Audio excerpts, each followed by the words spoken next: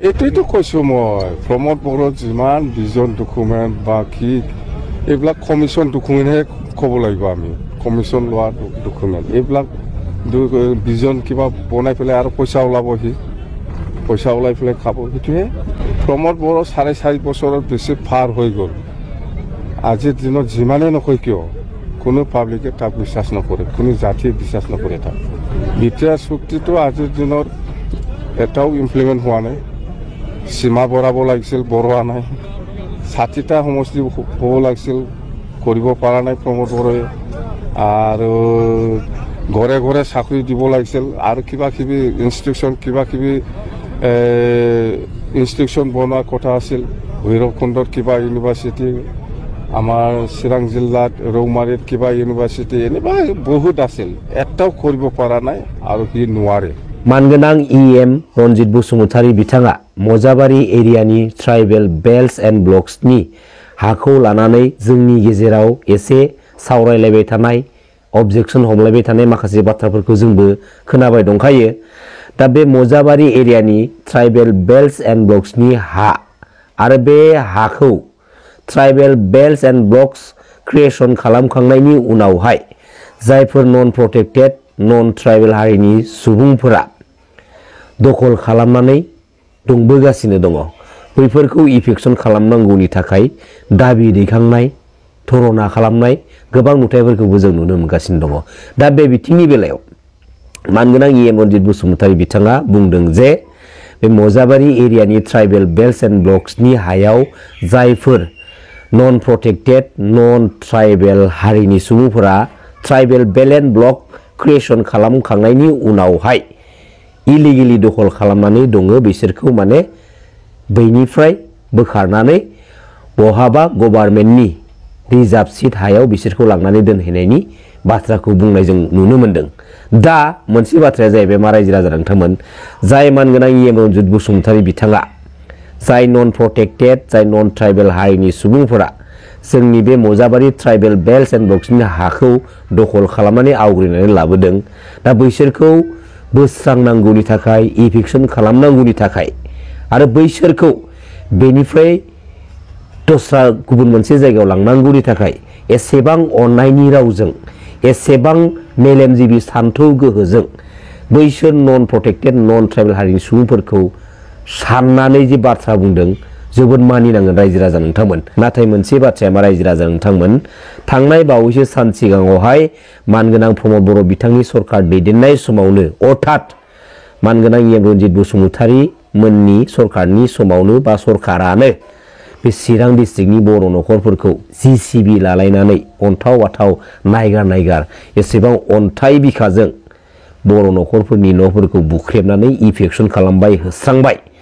दा बैफोर जोंनि हारिनि बर' फिसाफोरनि न'फोरखौ बुख्रेबनायनि सिगाङावहाय इफेक्सन खालामनायनि सिगाङावहाय बैसोरखौबोथ' मोजाङै अननाय गोसो लानानै बुजायनाय गोसो लानानै मोजाङै गोलाव सम सावरायनायनि सम होलायनानै मोननैनि गेजेराव जोंनि गेजेराव गोरोबलायनायनि माखासे सिस्टेमफोरखौ लानानै सल्भ खालामलांनो हानांगौमोन नाथाय दिनैयो गुबुन हारिखौ लानानै एसेबां अननाय फैदों दिनै गावनि हारिनि सोरबा बर' बिदा फंबायनि सायाव दिनै गोसोबायदि गावनि अहंकार गावनि पलिटिकेलनि इलिगेल पावारफोरखौ बाहायबोनाय नुथायखौ जों दिनै मानो नुनो मोनखौ अब्ला रायजो राजा नोंथांमोन साननानै नाय जों दिनै नुनानै फोरमान मोनाखै होनब्ला दिनै पलिटिक्सखौ जोंनि बर' फिसाफोरनि सायावनो खालामनो नाजागोन होनना नाजायाखै गावबा गावनि पलिटिकेल लाभालाभनि थाखाय मुलाम्फानि थाखाय दिनैयो गावनि असे ब्रादारानो गावनि असे फंबायानो गावनि सोरबा सासे फंबाय बिदानि सायाव गावनि पलिटिकेल प्लेटफर्मनि गेजेरजों मोननाय पलिटिकेल पावारखौ इलिगेलि बाहायलांनो नाजादोंबा जानाय नङा BTC पलिटिक्सनि बाथ्रा मानगोनां EM रनजित बसुमतारी बिथाङा पलिटिकेल फिल्डआव पलिटिकेल लिडारफोरजों दान्थे बिदिन्थे जाखायो बेखौ जों खर' सानांगौ जेबो दरखार गैया नाथाय मानगोनां EM रनजित बसुमतारी बिथाङा बुंदों जे फैबाय थानाय समाव मानगोनां हाग्रामा महिलारी सारनि BPF पार्टिया आप टु 20 बोसोरसिम जोंनि BTC पलिटिक्सआव जायगा होनो हानाय नंला बेफोरबायदि माखासे बाथ्राखौ फोरमायनायखौ जोङो दिनै नुनो मोनदों दा बे बिथिंनि बेलायाव आं नैबे बाथ्राखौसो बुंगोन जे पलिटिकेल फिल्डआव जोंनि हारिनि गेजेराव दिनैनि बे समसिमहालागै जेसेबांखिनि A to Z लिडारफोर दङ, पलिटिकेल लिडारफोर दङ। बैफोर साफ्रोमबो बुहुमनि साफ्रोमबो बर' फिसाफोरनि गोहोखौ मोननानै सापर्टखौ मोननानैसो पलिटिकेल प्लेटफर्माव साफा साफा पलिटिकेल लिडार जाफैनो हादों। स्पेशली जों रायजो राजाफोरनि हेफाजाब मोननानैसो दिनै जोंनि गेजेराव ओरैबायदि पलिटिकेल लिडार दं जायफोर पलिटिकेल लिडारफोरा जों रायजो राजानि बेसेन गोसा सापर्टखौ मोननानै रायजो राजानि हेफाजाब मोनखांनायनि उनावहाय बिसोर साफा साफा पलिटिकेल लिडार जानो हायो। नाथाय देरहाखांनानै पलिटिकेल पावारखौ आखायाव लागनो हाखांनायनि उनाव जों रायजो राजाखौनो बिसोरो इगनर खालामो। जायखिजाया पलिटिकेल लिडारनि गोसो बायदि बुंनाय बाथ्रानि सायाव गावबा गावनि बेसेनखौ ओरैनो इलामदा खालाम रायजो राजा नोंथांमोन। दिनैयो जों बयबो बुजिनो हानाय मोनदांनो हानाय गोहो दंखायो। दिनै जोंनि मेगननि सिगाङाव जोंनि खोमा सेराव सोरबायदि पलिटिकेल लिडारा आरो सोरबायदि लिडारा जों रायजो राजानि थुलुंगानाय लानानै हेफाजाब लानानै आरो जों रायजो राजानि सिगाङावनो जों रायजो राजाखौनो जाम्बा जाम्बि खालामनो नाजानाय, जों रायजो राजानि गेजेरावनो बुलाय सुलाय खालामनो नाजानाय आरो नाजाग्रा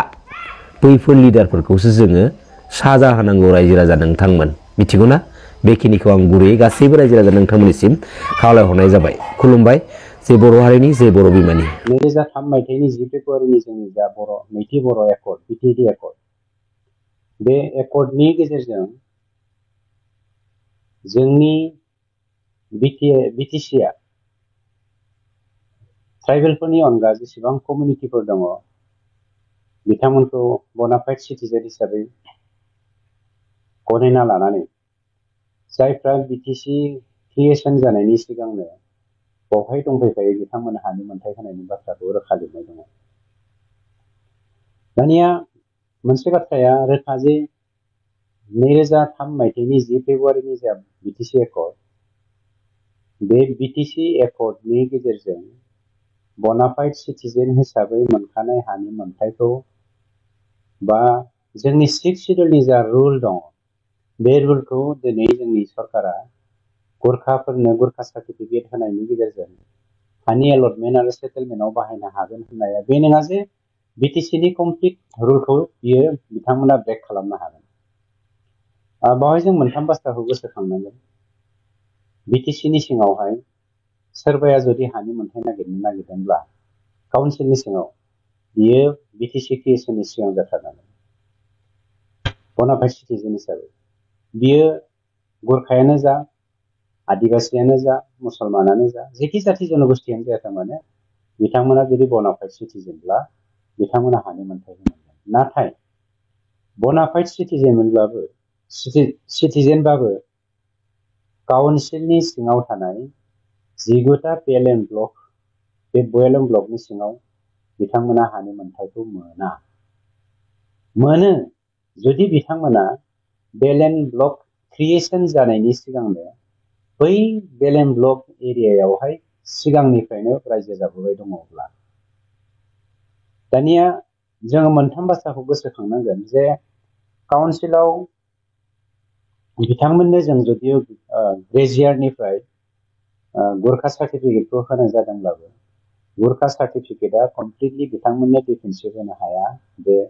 बिनि गेजेरजोंनो मैया दाखालिसो फैनाय मानसिफ्रा गुरखा सार्टिफिकेट लानानै जोंनि गेजेराव हानि मोनथाय मोनगोन होननानै। नंखायनो सोरबाया एक्सक्लुडिं द ट्राइबेल कमिउनिटि सोरबाया जुदि बिटिसिआवहाय हानि मोनथायखौ लानो नागिरदोंबा जोंनो मोनथाम बुस्थुखौ क्लियार होनांगोन। बिथाङा बिफोर द क्रिएशन अफ बिटिसि नि भारतीय सिटिजेन जाथारनांगोन। 2 नाम्बाराव before the creation of BTC भारतीय सिटिजेन हिसाबै बिथाङा बाव रायजो जादोंब्लाबो BLM ब्लकआव after the creation of the BLM block बिथाङा हानि मोनथायखौ मालाबाबो मोननो हाया। 3थियाव बिथाङा इन्डियान सिटिजेन जाथारनांगोन based on the legacy data of Indian citizenship. दा बे मोनथाम डकुमेन्ट्सखौ जाय बिथांमोना होनो हागोन बावहाय गुरखायाल' नङा मुसलमानानो जा गासैबो नन ट्राइबेलफ्रानो बे बुस्थुखौ जोङो डकुमेन्ट्स हिसाबै साबमिट होथारनांगोन, होमब्लासो हानि मोनथायखौ मोननो हायो। खिन्थु नैबे गुरखा सार्टिफिकेटनि गेजेरजों हानि मोनथाय मोननो हायो होननाय रावा नंखाय राव। ट्राइबेल BLM ब्लकनि अनगायै गुबुन जायगानिफ्राय नोंथांमोननि बे जोंनि बि टि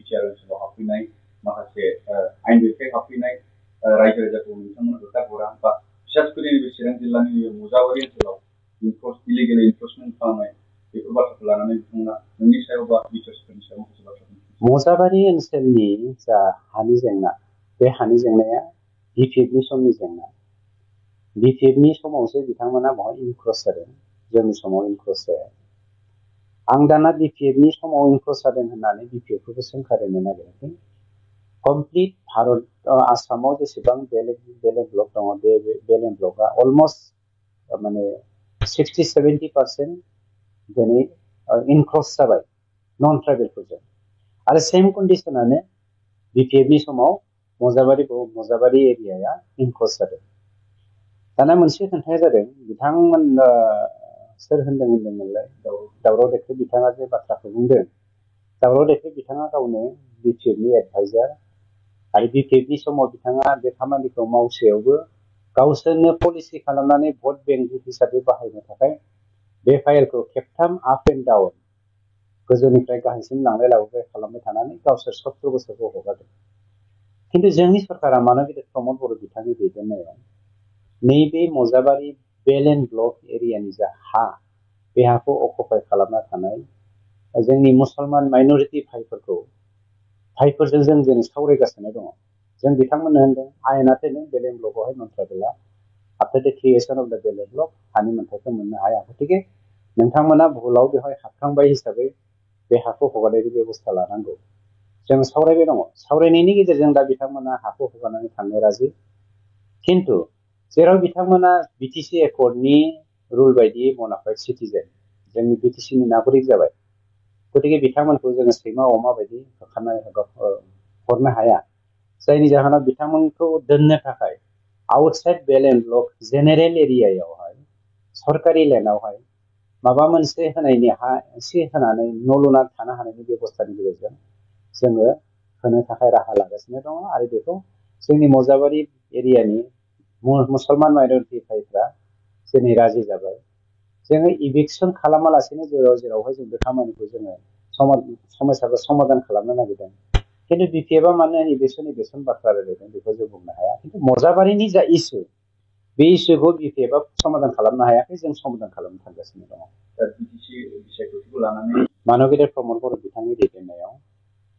जोंनि हान्जाया दान मोननैनि सिगांनो जानजि खाफ्राबाय बिसायख'थिया गाबोन जा समफोर जा थामबिया जा जोंहा बेयाव बुंनांगौ गैया बिसायख'थिया सानसेबाबो जाखागोन बेनि थाखाय जों मेन्टेलि फिजिकेलि स्पिरिचुवेलि जों फारफ्रोमबो बिथिङाव रेडिखा खिन्थु मोनसे खोन्थाया बिथांमोना हाजारखि बिपिएफ हान्जाया गावखौ मोनसे हान्जा हिसाबै मावनो आवगायबोआथों मानो बिथांमोना दिनै बुरलुंबुथुर दैनि जि गुथाल बे गुथालजों बुसोमजानाय गांसे बिलाइ गोरान बायदि जानानै थाबाय गतिके हाग्रामाया हाजारखि मावाथों मानो बिपिएफखौ मालाबाबो बोखांनो हालिया आरो बिपिएफआ बे 15-20 बोसोरावहाय मालाबाबो सासनाव फैलिया मानो बिपिएफनि सिनस्रिया बायबाय बिपिएफ होनोबा हाग्रामाल'सै बाखि जेसेबां लिडारफोर दङ बिथांमोना गासैबो इउपिपिएल बेलायावनो जइन जानानै फैगासिनो दङ आरो खोब खम समनि गेजेरावनो आंथ' सानो इसोरा बिदि दा खालामथों हाग्रामाया माने सुइसाइडेल मोनसे डिसिसन लायाबानो जाबाय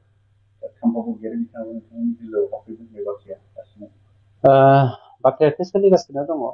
खाम्फायाथ' बिपिएफखौ नागारखाबायानो जोंनि मोनथिनायाव गतिके